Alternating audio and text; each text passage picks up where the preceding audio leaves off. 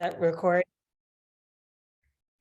Okay, so this is a subgroup meeting of the short-term rental work group. This subgroup meeting is focused on planning for a public input session on December 12th. And thank you to the work group members who were able to join us today. So I want to just start by saying a little bit about what I had in mind for the public input session. I sort of put together just a straw man starting agenda that we might work from, and then really eager to hear your thoughts about the focus, the outreach, the methodology, all of it, right? We'll kind of make it wide open. All right, so let me just start by sharing my draft here. So what I had in mind here is a chance to hear from the public about, first of all, like, how do they feel about short-term rentals? What is the issue from their perspective, right? The group, as we've heard, doesn't fully agree on to what extent are short-term rentals a problem. If they're a problem, what is the problem? Why are they a problem? All of those things. And I'd just be curious to give the public a chance to talk about those issues. I don't know if there's ever been a meeting where members of the public are really able to, or members of the community, I should say, are really able to just sit and talk to each other about their perceptions and experiences with short-term rentals. So I thought that could be a really helpful starting place. And then the second area of focus would be to have the public weigh in on sort of what they like or don't like, and what they'd want to do differently with any approaches we might come up with from our meeting next week. So of course, that's going to be a little dependent on what we come up with. And if we don't really have any proposals, we'll have to rethink exactly how to do that section. But you know, it was really a chance to sort of get some initial take on wherever it is we are so far. So will this have a virtual option? It's all virtual. Oh, the whole thing's virtual. Duh. The whole thing's virtual. Sorry. Yeah. So so my thinking in terms of methodology was to try to utilize our work group members as small group facilitator note takers, so that all of you would really be in the position just in listening mode. So not telling people what you think, not leading the discussions, right?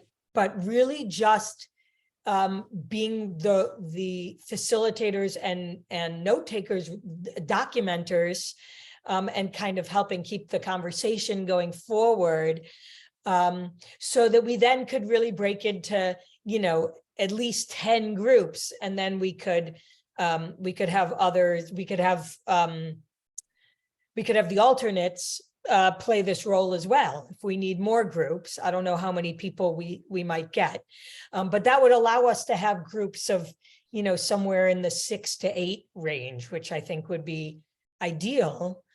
To really give people a chance to talk to each other, hear from each other, just get into these issues a little bit and help provide a little bit more input to the working group about what the, you know, the residents and both, you know, and the interested stakeholders, right? Because this will be open to anyone who wants to participate, you know, what they might be thinking about these issues. So let me stop there and hear your thoughts from our work group members here. Kathy. How do you plan to make this known to advertise it? Do you plan to advertise it or get the word out? Yeah, That this is hold, available? yeah, can you hold that thought? Because I want to come Sure. back to that question Okay. of how do we outreach? Because I think that's a really good question. John. Yeah, I mean, I like it in theory. I'm just wondering, though, there has been so much talked about on this subject, and there has been so much, in the newspapers, on Nantucket Current. I'm wondering if we are really going to get anything new from this. So if if the objective of this is to allow people to participate and feel good about having their say, then I get it.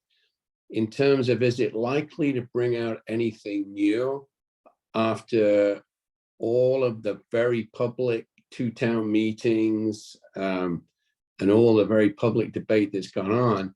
I'm not sure that we will actually get much out of this. Let me put it another way. Does everybody feel like this will get us new information that we should be using? Thomas? Just to respond to John's point real quick. Yeah. I think that's possibly a secondary reason to do it. The primary reason for us to hold this public information session is that it will be video recorded, and it does create a public record for the meeting, and anybody that can anybody will be able to access the meeting, and then respond to it, and then give us comments from that. Also, there'll be a public meeting. We're not calling them minutes, but our descriptions from that, and then folks can respond to that. So I think that's the most important thing that could come out of doing the public input session. Yeah, and just to note on that, Thomas, I mean, when they go into small groups, Semanish, correct me if I'm wrong, I don't think those will all be, like, I don't think that Zoom records all of the small groups. They don't record them, but we can give someone in that room privileges to record. So if we do the working group members and Thomas was leading one, we could give Thomas access to record, and he could record it on his personal device. Yeah. Okay, great. So then they can send those to you, and we can send them to the town, and they can compile them. So yeah, so we can definitely meet that objective. But I think I hear what you're saying, Thomas, as like it provides some transparency, some clear openness, and it really signals to people that that this committee is interested in listening to what the public want. Karen? My first reaction was like, wow, it would be great to do this even sooner, to give the public a chance to, really weigh in and give some perspective. So I think it's just going to hopefully be really helpful to have people be able to say their piece. And if we advertise it, then maybe we get more than the people who, have been attending the meetings and have feelings about it. The people who aren't quite as tuned into exactly what's going on. So I just think it's really important. And I wasn't actually expecting the small group aspect. I think that's a really neat way to give people a chance to talk. I would love, if I'm going to do one, to be able to record, just because I'm not sure I can keep up with the note taking. I may have to go back and watch it to get good notes down. So, yeah. Or the legible notes. So. Yeah, no, that's a great point. Kathy? Just a couple things. So I'm wondering if there's any way on here to put something in the intro or up front or someplace on here, sort of just give everybody an update of what we've been doing. And I don't know if that's included in here or not, just because people will have those kinds of questions. What have we been doing? What challenges do we see in front of us? And maybe that can help drive some of their input as well. So I just thought of that. And then just what you said before, there really has been no public debate where people are present in the room. Of course, they won't be here, they'll be on virtual, but except for town meeting, I think is the only time people have had a chance to say what they feel. And it's, you know, it's kind of like too late at that point to have that kind of thing. So this is really something I think that should have been hosted by the town long ago, and they didn't. So I like the breakout sessions. I think, you know, taking the notes and so forth and keeping us in a neutral position is a great idea. Great. Yeah, I mean, and I could just say in my experience, right, like even when an issue has been talked about or been in the papers or been, right, it's like how often have people been able to actually just sit in a circle with, you know, 5 random others and like get to talk about how they feel, right? Not 2 minutes at a microphone, or not, you know what I mean? Not in an argumentative town meeting setting. So, you know, it's been my experience that doing something in a format like this helps to just, you know, change the dynamic a little bit around an issue, even if it's one that people have been thinking about or has been out there, right? And I just also wanted to say, like, you know, I've heard from people, and maybe you all have as well, from members of the public who attend our work group sessions, like, we get hardly any time to talk. And, you know, I keep saying, well, that's because that's not the focus of these work group meetings. Like, the work group meetings are for the work group. And so this is really meant to provide meaningful time for people who have other things they want to say. Kathy, more here? Just one more thing. I think would, you know, in the overview part, if we were to also explain something about the regulations that are already in effect. A lot of people aren't aware that there are some in effect. The registration process is in effect. That is already done. And I think that would be helpful for people, so they don't focus their conversation on things that are already they're not on a plate because they're done, kind of thing. Okay, thanks. Thomas. Stacey, not to sidetrack, but I saw you posted, or the town posted, the agenda for the 5th, and since it's in person, I saw there's public comment at the end. I would imagine some folks are going to show up at that meeting to answer some questions. How do you see that kind of piling on, coinciding with this public input session?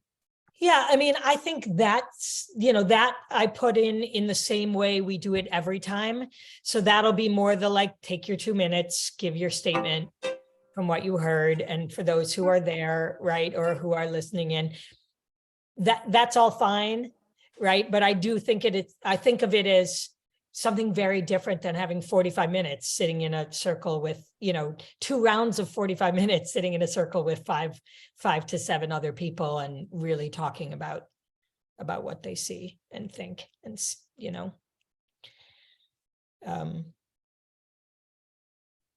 So any other thoughts about this? Like, just to get into sort of, these were the key questions I thought of for the first conversation is like to ask people to talk about their own experiences. So it's not like, here's the data I would want, or here's the whatever, right? Because I think we have enough voices at the table in the work group telling us what data you all want. I don't want to really, my goal was to kind of go more into like, these guys, this is sort of, they are the data here, right? In the sense of like, not quantitatively, but qualitatively, right? These are actually the experiences I've been having. This is why STRs matter to me, right? Like, people who want to tell the story of, this is how I, you know, the house down the street that, you know, blah, blah, or, hey, this is how I've, used my own house for STRs for decades, and what it's meant to me, and how, and what would happen if I can't do it, you know, so people can really sort of talk about their own experiences and needs. And then the second one will be more about like, what should we do? So what do folks think about those?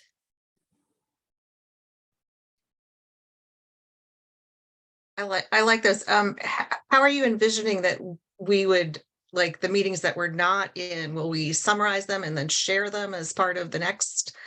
Or in between, are we allowed to do that?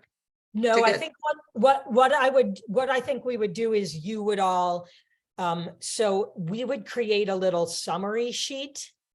And we would ask you to give us a bit of we would ask for your notes, raw notes, but also a bit of just sum up for me in a paragraph, here's what I heard, or in bullet points, right? Here's the key ideas that I heard.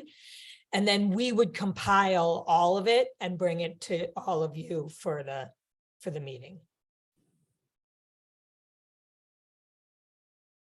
And so, yeah, I mean, when I've done this kind of thing before, like I've created a worksheet, right? Here it's going to be online. So, what we might do is actually just have a Google form for you to type in your key notes into the Google form. And then that will help us, because that'll then automatically come to us and we'll be able to use that to synthesize. Or I don't know, Semanish, you and I can sort of talk about what the best format is. Sure. Or if you have ideas off the top of your head now. I think Google Forms are good. They tend to not lend well for people who like to take a lot of notes. In the past, in meetings, I've done it where we either have like a shared Google Doc that everyone's writing notes in, or we'll create a Google Doc for each facilitator and then just give them access to that. Yeah. Thomas? Stacy, to clarify for those maybe members of the public or those among us who haven't done breakout groups on Zoom. So just to clarify, so say we had 50 people and we had 6 facilitators or members of the work group here or on this meeting, they would be broken up at random into 6 different groups, and they would go into these breakout groups and they would discuss. And then the time limit would end, and then we'd go back, everyone would go back into the main thing, and then they'd go back into the second group, and then we'd all come back at the end, and then the meeting would be over. That's roughly how it would work, correct? Yeah, Semanish, do you want to say a little bit about how we do this on Zoom? Yeah, absolutely. So as the host, I'll be able to make as many breakout rooms. I think we probably would do it randomly, and then whoever signs up as facilitators, maybe we'll, assuming X people register, we'll get 5 or 6 of you to be the facilitators. And then in the meeting, as people show up, obviously we'll have to be a little bit flexible with those numbers, but I'll have each of you be in your own room and then send members of the public there randomly. And then, we'll have everyone come back in. You'll be there for a certain amount of time. And then I'll probably just do it again with different groups, or if we want to do it with the same group, that's also an option to us. Yeah, Thank I you. thought new groups might be good, though. I'm open. But yeah, so we can assign, Semanish can, assign facilitators to the room and put everybody else in at random, right? And then mix it all up and do it again. So that's, and by the push of a button, like the small groups in person, this is a place we've actually found Zoom to be really efficient, right? Because like when you break people into small groups, you have all this time for them to stand up, get their stuff, move to the room, blah, blah, right? Zoom, it like happens instantly. We like send you to the room and we bring you back and there you are, right? So it's quite seamless that way. Stacy, so just to double check it, there are no open meeting rules that stop us having, say, 8 people in a breakout group. There's no limits on that. Yeah, so I think no, I don't think there are any limits on how many people. There's no rules about breakout rooms and how many people can be in them or anything like that. Okay, thank you. Yeah. And how would we do the task of keeping everybody on track and making sure everybody gets to speak? Will we have to limit people to, once around the track or a certain period of time? How do you envision that? Yeah, so that's a good question. There's a couple different ways to do it. We could, and I will write up a little facilitator guide for all of you, so everybody will sort of have clear instructions on how to do it. But often, you know, in a case like this, I would suggest you start with a go around where everyone in the room, you say, you know, in a minute or two, just say a little bit about your experiences with STRs, for example, right? And then we say, okay, let's open it up. After you make sure everybody gets to speak at least once, then you can say like, okay, let's open it up. Anyone want to say more, respond to something you heard, you know, specifically talk about concerns you might have, or, you know, hopes you have for this process, etc. Right? Will we have any control over muting, unmuting, or will people be able to, will we ask them to raise their hands, for example? How will we be asked to do that? I mean, I think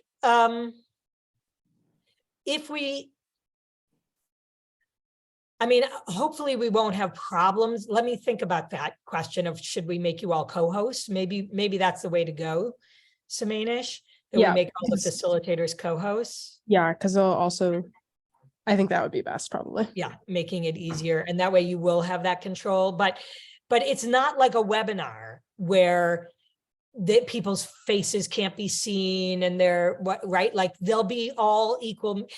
You know, there's two very different platforms, Zoom meetings and Zoom webinars. Yeah. This is a Zoom meeting where everybody can show their face, can mute and unmute, unless we, you know, the host and co-host, of course, have the ability to boot people or mute them, or if there's any Zoom bombing kind of bad behavior going on.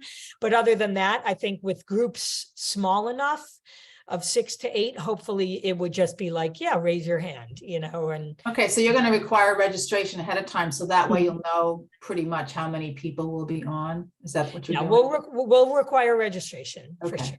Yeah. And I think what might be a good idea, Stacy, is to give all facilitators like my phone number, so if there is an emergency, they can call me and I can handle that. Yeah. And is there any role for the alternates here to service? Depending on how many people we have coming in. You know, I think that if we have, you know, if we're going to get 500 people, we're going to need all the facilitators we could get, right? I don't think that's likely. But other than that, I don't know. I mean, I'd be inclined to let the alternates participate as members of the public, or we could have the alternates, you know, be backup note takers. Because, you know, the primary people are being the facilitators. So that's another way to think about it. What do you guys think about that? I feel like it's really hard to predict how many could come. I could see, you know, a lot of people who haven't been involved deciding to come. And then I could also see maybe it'll be fairly small. And it seems like, you know, on the one hand, if let's say all the facilitators don't get filled their rooms, and it would seem like it'd be good to be able to put them in another room, even so they can hear if they want to. And the same, I guess, with the alternates, like they might be needed to facilitate, but then if not, can they be put in, you know, scattered in the rooms in order to hear what's going on in at least one place? Is that possible to be that flexible about how it gets divided up? Definitely. Just as a little aside, the advisory committee, when the first article came out in 2021, and a lot of people who are non-voting taxpayers were concerned about it. There was, you know, an ACNVT meeting that normally has 8 people in, literally had several hundred out of nowhere. So this is really going to be unpredictable at this point. Right. Yeah, Stacy, just on that point in registration. So normally, I know this isn't a public hearing exactly, but public hearings are normally posted in the Inky, I think, for like two editions of it. Well, we can't do that because we've missed the deadline for one anyway. So there'd be next week's Inky would be the only time to get something into that into the Inky for people to see this either as a normal public hearing notice, which that's fine, but I would say we need something a lot better than that, because the public hearing notifications are peppered all over the 3 sections of the Inky, and the chances of people seeing it are pretty slim. So I would say we should, before we leave this meeting, decide what we want to do in next week's Inky, because I think it's Tuesday is the deadline for the Thursday edition, and then that is the only one, because obviously the meeting is the following Monday. But that is normally the place where public hearings are advertised. I'm kind of feeling like that we ought to try to get something better than that, though, that more people are going to actually see. So I don't know whether we could talk to, for example, Nantucket Current, which is part of Ed Magazine, to see if they wouldn't maybe carry something, a couple of days ahead, and give the link. Maybe I'm just thinking aloud, Stacy, but maybe if you were to talk with the editor at Nantucket Current and give him kind of the background, he may do the story and of the meeting and the link. I think something like that might be worthwhile. Yeah, great. Yeah, so let's turn to outreach, because Kathy, you had raised that as well. Unfortunately, I had gotten a message from the town saying that the deadline for the monthly postings from the town manager is today. So I don't know if I can manage to get that in to them in time. I don't know what time. Well, today. the town manager's letter, Yeah. online letter, actually came out yesterday. Oh, it did? Yeah. Okay. All right. So that's funny, because they had told me it was today. But I don't know if there's any other, like if there's a email list that the town has that they might be able to, send things to, or I'm open to suggestion. We They can put have, it I mean, there's on the page of Daybreak, the website. there's Daybreak Nantucket, there's Nantucket Current. I think those are the 2 social media ones that are out there. Yeah, the I Inky. think a lot of, I'm sorry, John. Yeah, I think a lot of, the Inky also have their version of Nantucket Current, the online version, a couple of times a week also.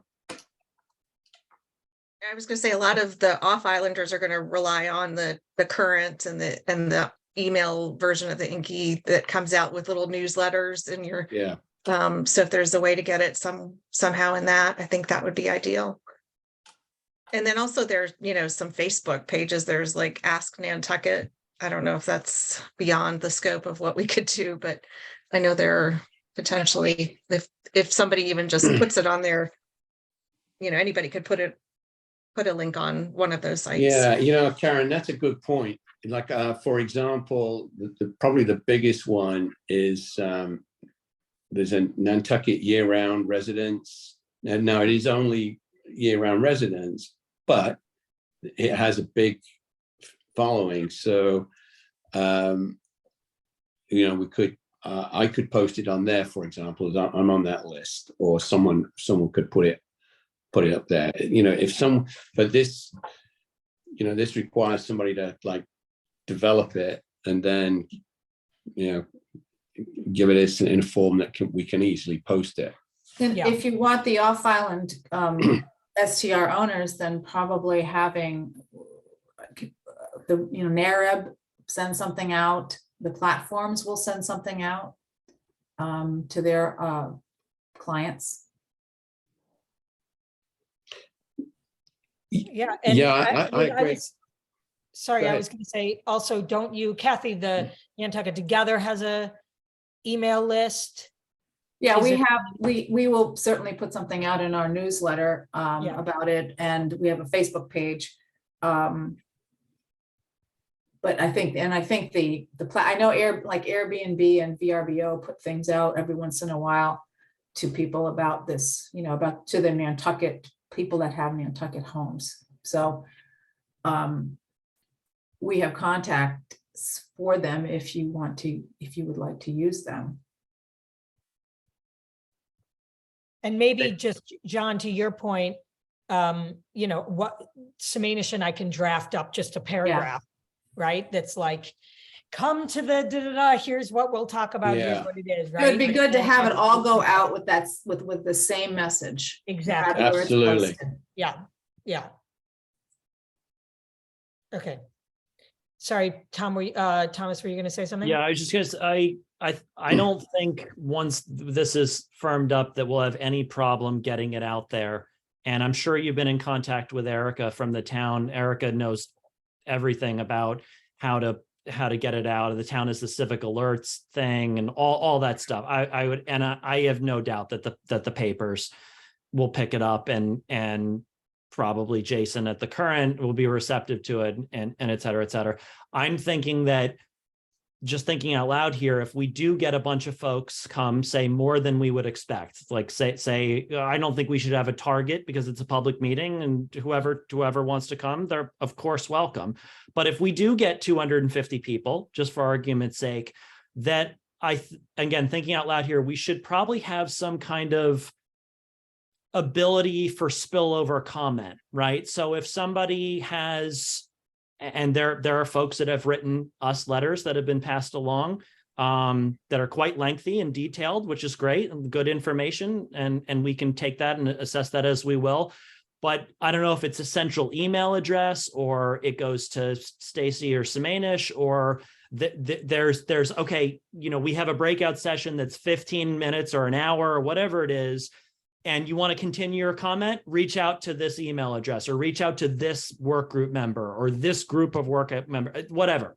Yeah. I just wanted to make that comment.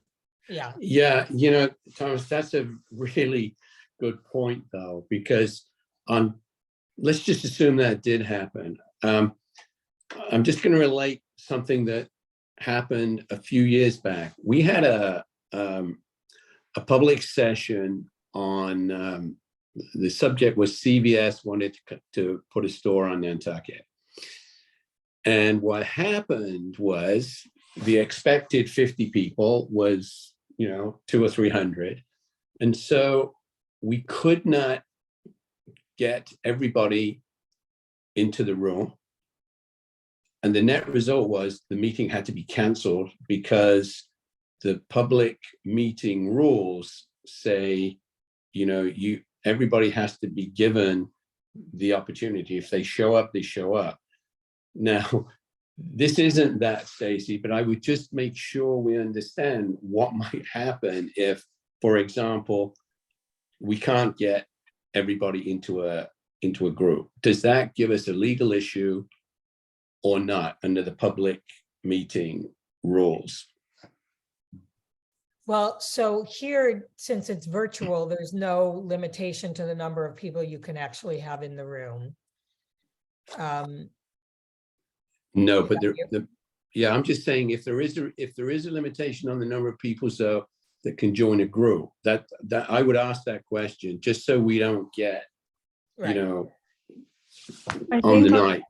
the CBI license is 500 people. So unless 501 people show up, I think we will be okay. But I think Yeah. capacity of the breakout rooms and the facilitators is something to definitely think about, John. Yeah, so if we have. If we do, Sorry, I was just trying to think, like, if all of our members and alternates can be there. Am I right? Do we have 16? Let me double check. Um, I think we have 6 times 2 Sorry, is my plus internet- 4. -1 because Joe is alternate for 2, not 1. Ah,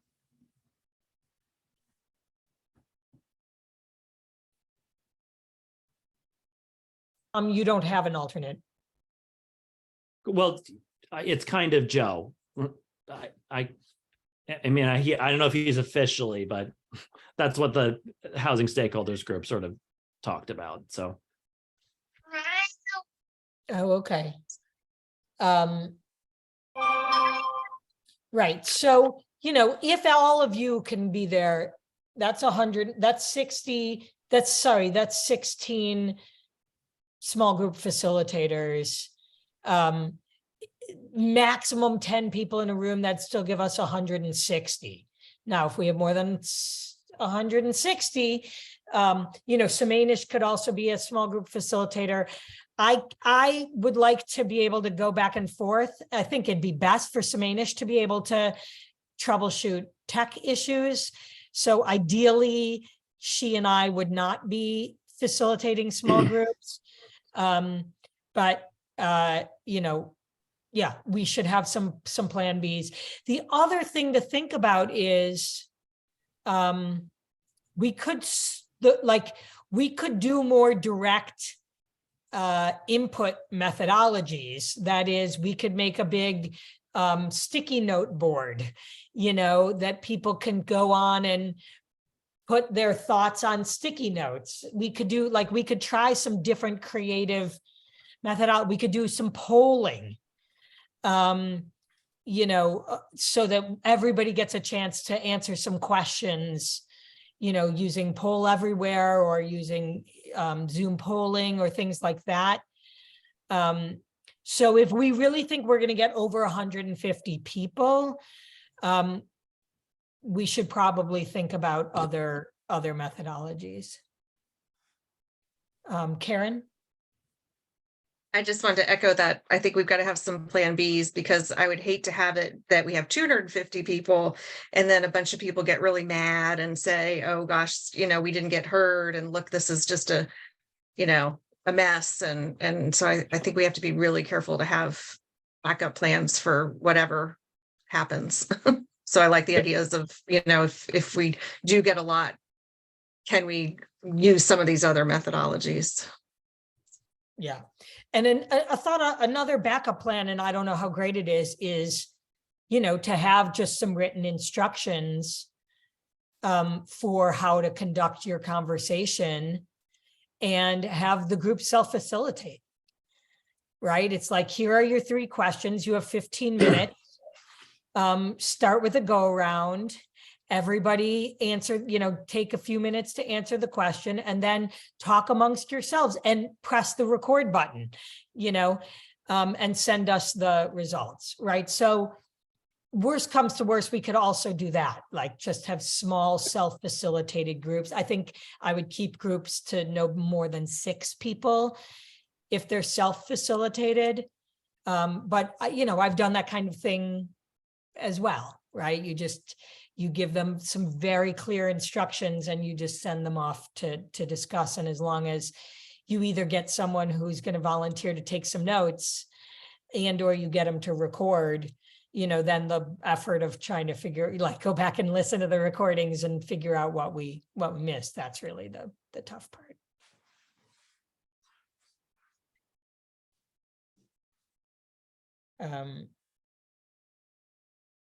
Okay, other thoughts? So we've talked about outreach. I think the takeaway there is going to be, we will draft up a sort of blurb. We'll send it to all of our group members. We'll send it to the town to put on their social media. We'll send to the Inky and to the Current, asking them to get it out. And then,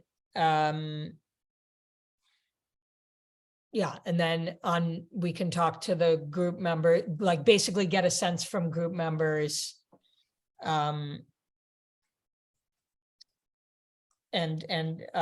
alternates, whether they'll be able to be there and help moderate the small groups. We will also write up a very simple facilitation instruction guide, which we do all the time. Yeah, Karen. I was just thinking maybe we could put a plug into whatever paragraph to try to register early if possible, because, I know in the past for some of the meetings that you can register almost up until that time. But if we encourage people to register early, maybe we would get a little bit better sense of, how it's going. So. Yeah, I think the sooner, Stacey, the sooner we get out to whoever it is, Karen, Inky, everybody, the better, because this weekend is stroll weekend on the island. So the media people are going to be pretty well, off the radar screen until Monday is my guess. So I would just encourage us to get out to them early. Yeah. Yeah. Especially the Inky, because if we miss Tuesday, then we won't get it in there. Yeah. Thomas. If I might ask my fellow work group member here, Kathy, to clarify what she was speaking of when she put asked you as Stacey to add the overview of STR regs and STR work group to date. Both sound great, but I'm curious, Kathy, where you're kind of thinking is with the STR regs and kind of what we would say and how we would go about that. I would just to state that they, just provide an overview for what the Article 39 regulations have in them, and so because when they go into effect, what they include, because a lot of the things that people will bring up, I'm expecting would have to do with nuisance issues. And I think it would be helpful for people to understand that the nuisance issue subject is part of what's already in the regulations for starting, so people would know they have a place to go. There are fines, there are penalties for bad operators and so forth. So just having that out there, it might mean that a lot of the experience or what people talk about they can talk about nuisance issues, I think, a lot, and I would prefer to have the other issues be the ones that people share with us, other than the ones that are already dealt with and already in process to be taken care of, just so we can get to other issues, really. So got it. That's what I meant. Yeah, and I think, on that front, it's a great suggestion, Kathy. And I think, even just do, like, I like to lay out the big picture, right? It's like, here's a short history of STR on Nantucket, right? Like, this is the question of regulating. So STRs have a long history of being used on Nantucket. There's articles that came up in the past 2 years warrants. They last year, here's the one that passed. And as a result, there are these things that, these guidelines that have been passed. And the other thing that passed was setting up this work group. This is what the work group's been doing to date. Here's who's on the work group. Now here's what we're asking you, right? I think that's valuable. Okay. Yeah, so any other questions you would want to ask here? I mean, the time is short, right? We kind of did it too. I know I have our meetings nice and long, but I feel like for public meetings, going longer than 2 hours is hard. So I wanted to try to keep it to 2 hours. Would there be an option to extend it if people wanted to? I don't want to spend any more time than I have to, but I just wondered if that's an option, if there were a lot of people, if that would be an option. Yeah, I mean, I would think another option would, like, if we find that there's all these people and they have that much to say, I think that in itself is really good information for the group. And it may be then, boy, we need to do more of these info sessions. Like, we need to run another one in January, right? That's also an option. So, and some of that has to do with what is the timeline of the work group. We'll have a little more clarity on that, I think, after our meeting next week.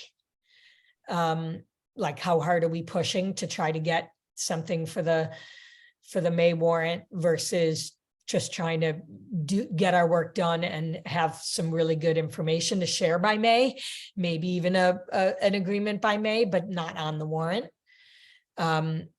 Because if the latter, right, then that gives us a lot more flexibility to do more of this as we go, right?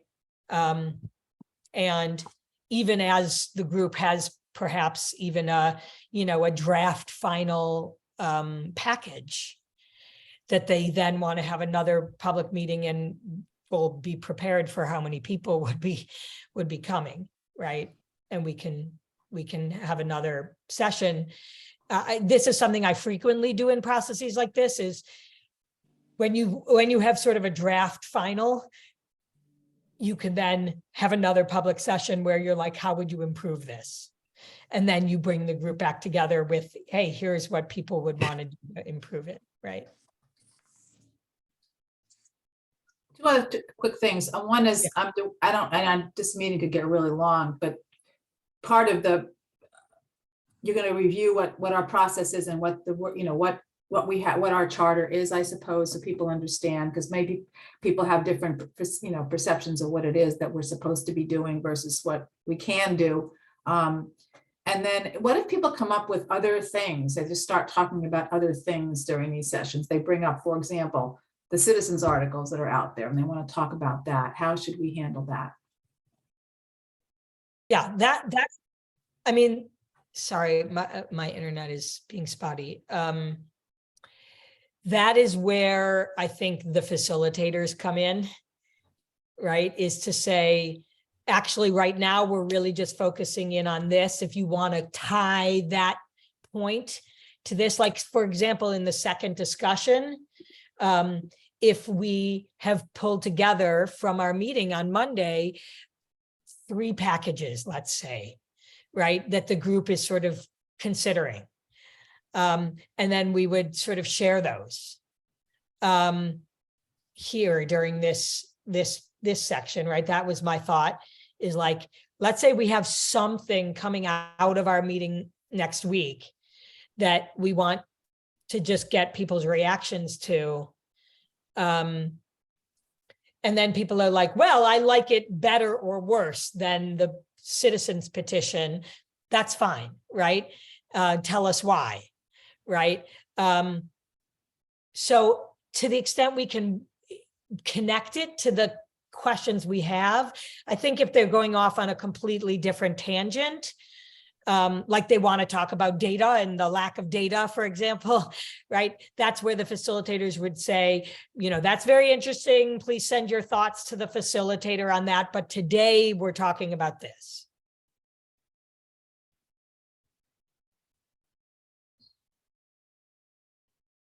Right, because I don't think we need 500 more opinions on data. Well, the only problem with that is that's part of our charter, is to produce something that is based on data. So to say we don't, I don't know how to answer that when people say that to me. I mean, I think that's why that's what the group's trying to do. And I know that it's, yeah, I don't want to go down that rabbit hole right now. But I think, we'll hear what we hear from the public, right? And the facilitators' jobs are to try to keep people on task. And if there are other things they're going to talk about, to at least not let it derail the conversation.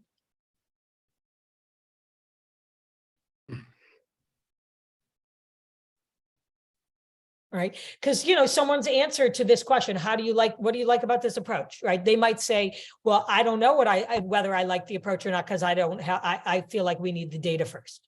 Okay, fine. That's a point to make. Now let's move to the next person and hear what they have, right? It's a legitimate point, right? Yeah. Yeah.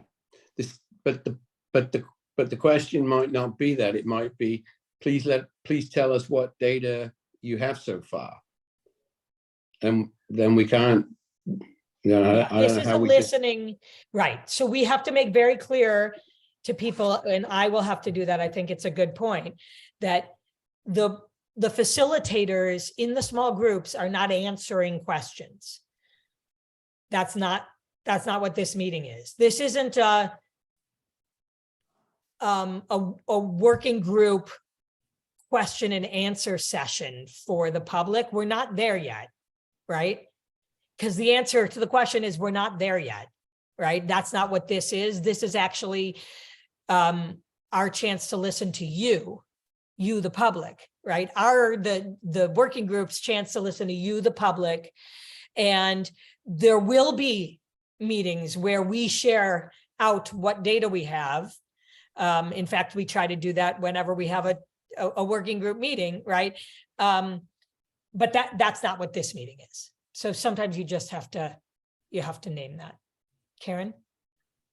I was just thinking that we're all talking about this now, but if we have this group of maybe 15 people or so that are going to do this, that we might want to have, is there a way to do a little preliminary meeting to get ready for it? Not just a, kind of written instructions, but, kind of, here's what we're recommending based on what we're seeing now with registration numbers, maybe even the day of or something before we get started. That's a great idea. Let's see if we can get a facilitator prep session. And, again, it'll have to be an open meeting because it'll be the group, but the purpose will be this, right? To sort of orient the facilitators to here's the facilitation sheet. Here's what you guys are going to do, right? Here's how to handle. Often my facilitation instruction guides have an appendix, so to speak, that's like, what do I do if, right? What do I do if someone starts to get really angry? What do I do if, one person's dominating? What do I do if they keep pushing things that are off the agenda? That kind of thing. So we can talk through those in that prep session. And then we can also, I could also have a little written guide, FAQs for that. But that's a great idea. Let's see if I can find a time on Monday I'm just going to pull up my calendar to see, gosh, what does that Monday look like? Yeah, I can find a time. Monday the 12th? Yeah, Monday the 12th, probably in the morning.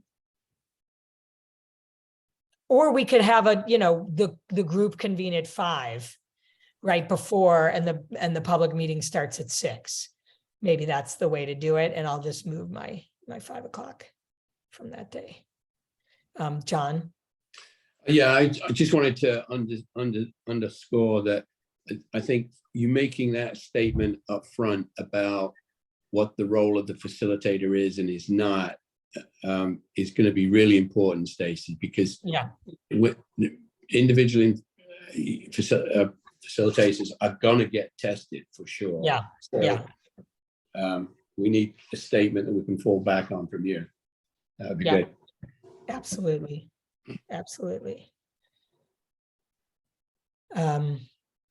Great idea. Thank you.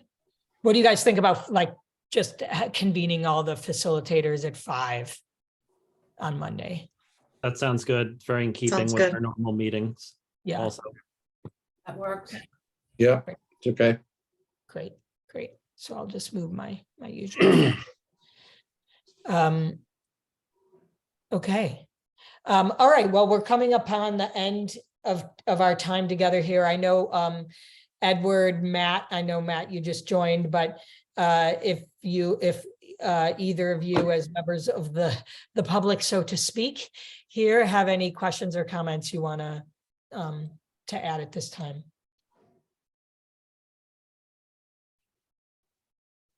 Well, I'll go. I was trying to catch up with it, but I got here too late. So, and I would turn my video on, but it doesn't work. But I got here too late, but I'll catch up. Thank you.